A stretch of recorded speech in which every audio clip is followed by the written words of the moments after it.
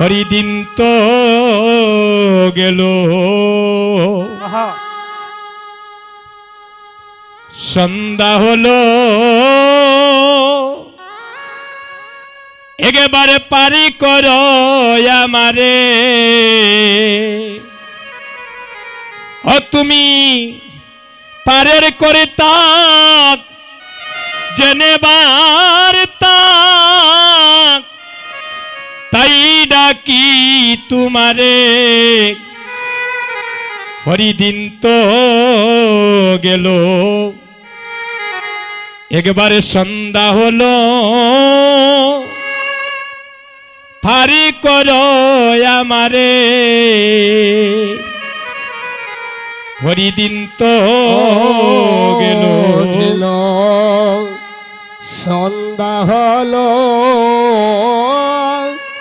পার করো আমারে ওই আমি আগে এসে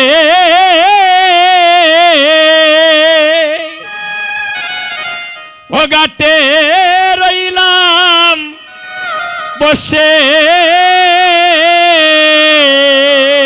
হয় আমি আগে এসে ও ঘাটে রইলাম বসে ওই আমি আগে এসে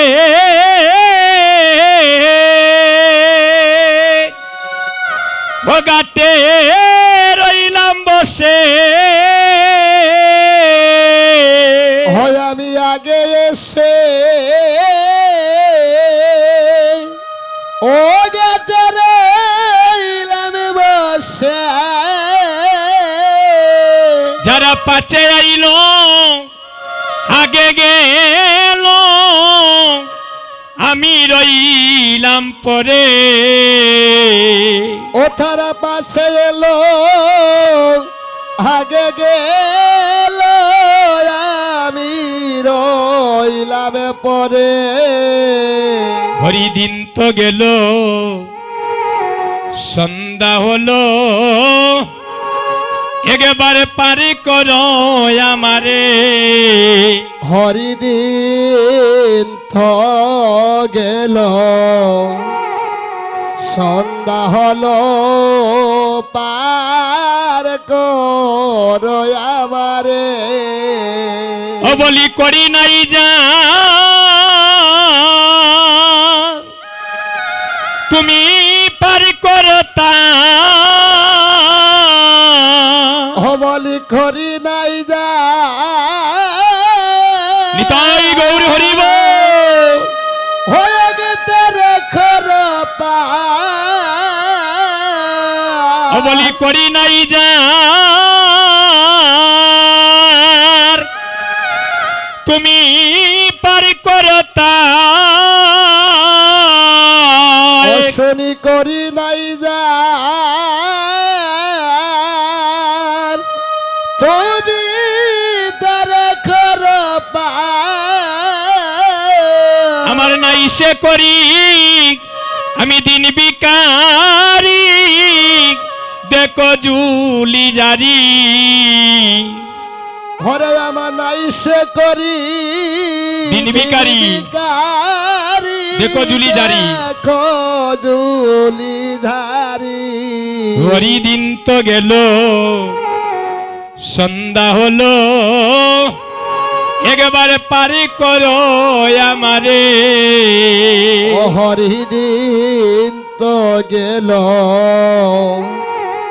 সন্ধ্যা হলো পার করো আমারে তাই জীবনের সবার সন্ধ্যা বেলা নেমে আসবে তাই হরির নাম বিনে এই কলির জীবের আর কোনো গতি নাই নিতাই গৌর হরি কিন্তু যিনি আমাদের জন্য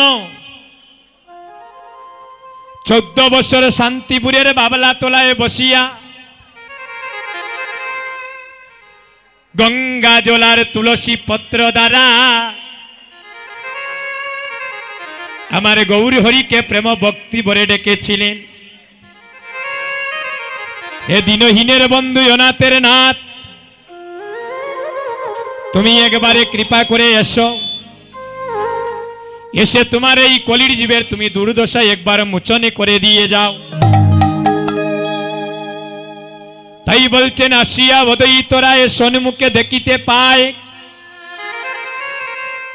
এই কলির গুড় বড় অন্ধকার। ভগবান বললেন ওই আমার মা নাই,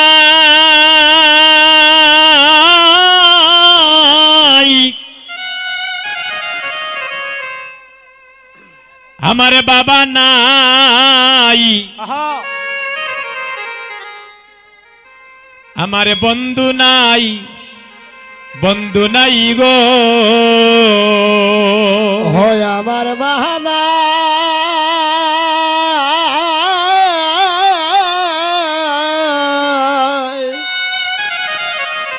বাবা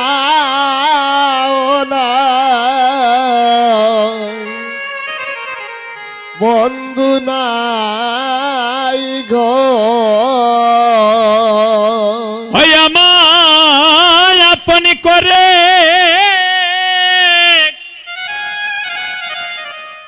যেজনে ডাকে গো, ওই আমায় আপন করে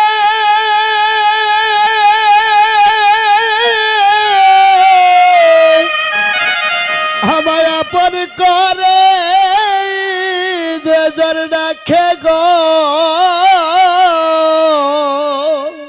ওই আমায় আপন করে যেজনে ডাকে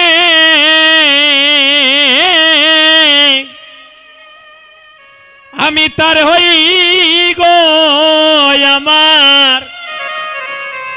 আমার মা নাই, আমার বাবা নাই, আমার বন্ধু নাই গো, আমার হয় আমার মা নাই, বাবাও নাই, হরে বন্ধু নাই গো। ভগবান বললেন এই জগতে আমার মাও নাই, এই জগতে আমার বাবাও নাই,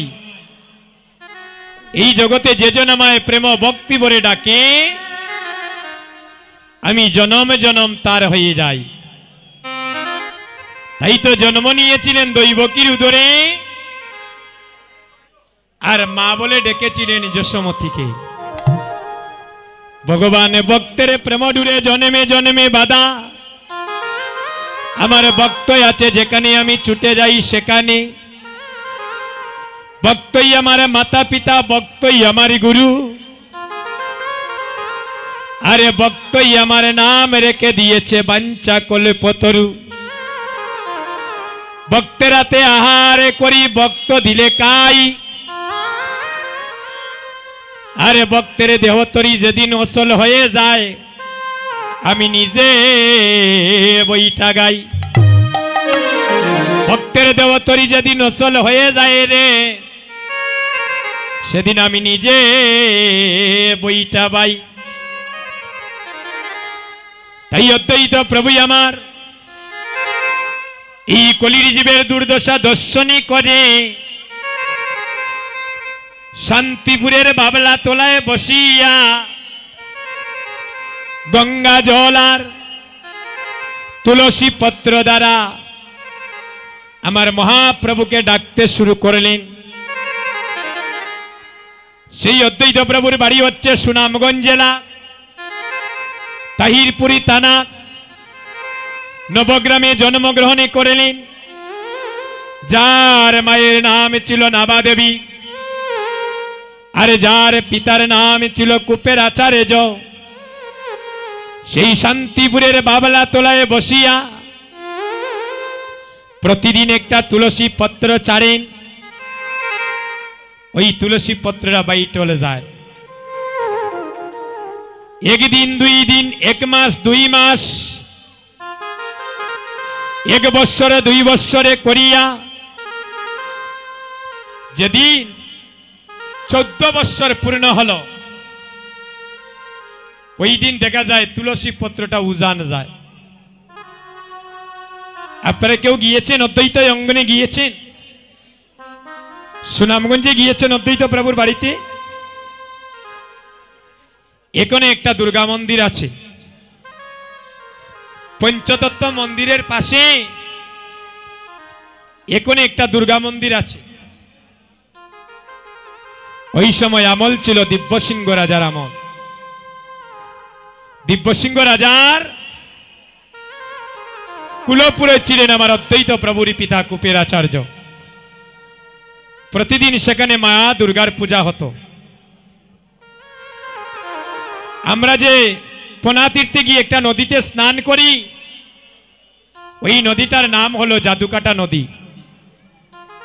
ওই নদীর মধ্যে অদ্বৈত প্রভু সর্বতীর্থকে আহ্বান করেছিলেন। তাই দেখবেন সেই শুভ দিনে শুভ তিথিতে লক্ষ লক্ষ মানুষ গিয়ে সেই নদীতে স্নান করে। কেন?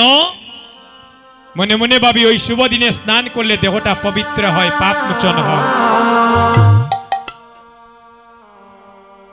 কিন্তু আমরা কলির জীব, আমরা কক্সবাজার যাওয়ার সময় থাকে, ডিমল্যান্ড যাওয়ার সময় থাকে, জাফলং বুলাগঞ্জ যাওয়ার সময় থাকে, কিন্তু প্রভুর ধাম গুলায় যাওয়ার আমাদের সময় থাকে না। কৃষ্ণ কৃপা হইতো গিলা, আসরে আমাদের মন বইতো গিলা, আমাদের যে গৌর পদে যে আমাদের মনের কোনো ইচ্ছা শক্তি নাই।